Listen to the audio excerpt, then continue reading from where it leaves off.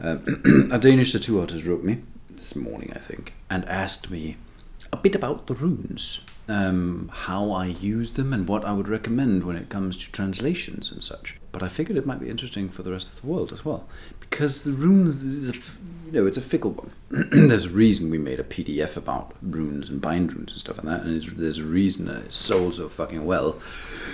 People know very little about it, and it's all like shrouded in mystery, which makes it more fun. There's a lot of like weird hindrances on the way, on the path to using the runes the right way. So I'm just gonna call it, you can't use the runes in a correct way, unless you take the runes from a rune stone or from, for example, Codex Runicus, and directly apply them as a tattoo.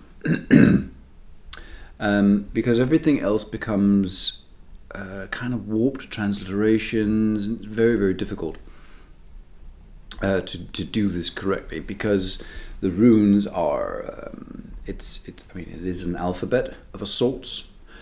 It functions like an alphabet, but it functions phonetically. So, and there's letters missing versus the modern Latin alphabet that we use. Well, there's no numbers, there's not a numeral system, which is why I added that into our PDF.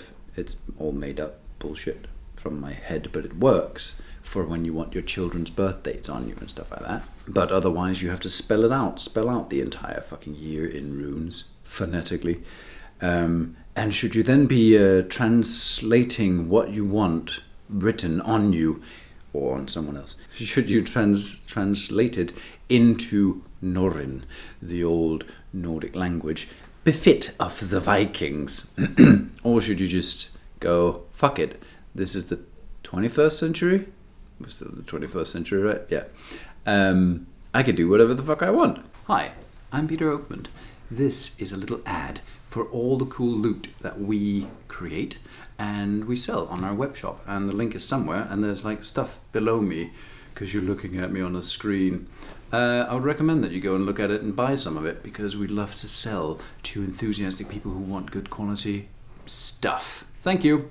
I make shit up all the time. I'm really good at it. It's my job to make shit up and put it on people's skin. But I do make shit up on the basis of historical context.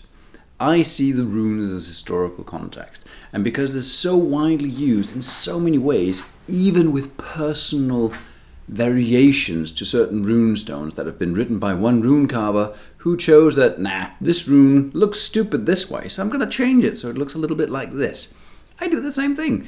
If I'm making a runic text on someone with very tall runes, for example, or long runes, then I'll change the look of the runes to befit whatever the fuck I'm doing. Why? Because I can. This is not going to be like a runic police that shows up and stabs me in the kidney for not doing it right. I don't know if the runic police would do that. I don't think police should be stabbing people in the kidney.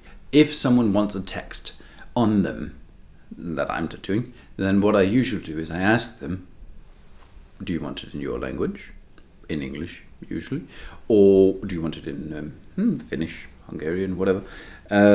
Or if there is an old equivalent of the text, do you want that? For example, a lot of people like the Havamal or the Völuspá poetic texts and stuff like that, which is cool, but they like the English version because they can read it.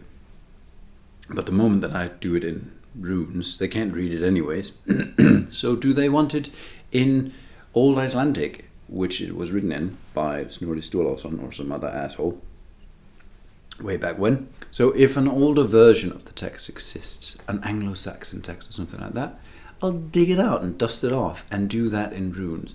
If my client wants to, oh no, I'm spilling my coffee, I'll use that. But no matter what, I'm gonna fuck it up, because I mainly just work with the Elder Futhark runes, because even though they're horribly outdated and kind of fall out of use around the 6th century, so they're not even Viking age, that is my preferred runic alphabet, because to me it is the one that carries the deepest meanings. All the runes have specific meanings and functions. It has this beautiful phonetic purity that I really enjoy. So no matter what, I am going to take whatever text the client is showing up with or has in their head, and fuck it up on purpose. Free fantasy. But all of it is free fantasy, you know? This whole thing about like changing language and using different words and stuff, it's all made up anyways. We used to just walk around with our knuckles on the ground and grunt to each other. Meat, mate. You took my food. We can do whatever we want. No runic police is going to show up. Okay? So, I think that about sums it up. If you want historical correctness mixed with tattooing, you're fucked anyways, because we don't have any evidence that the Vikings got tattooed. And if you do get someone to hand poke you, they're going to do it with a modern needle anyways. So, whoop-de-fucking-do. There's always a little bit of anachronistic fantasy happening anyways. That's it. Fuck off.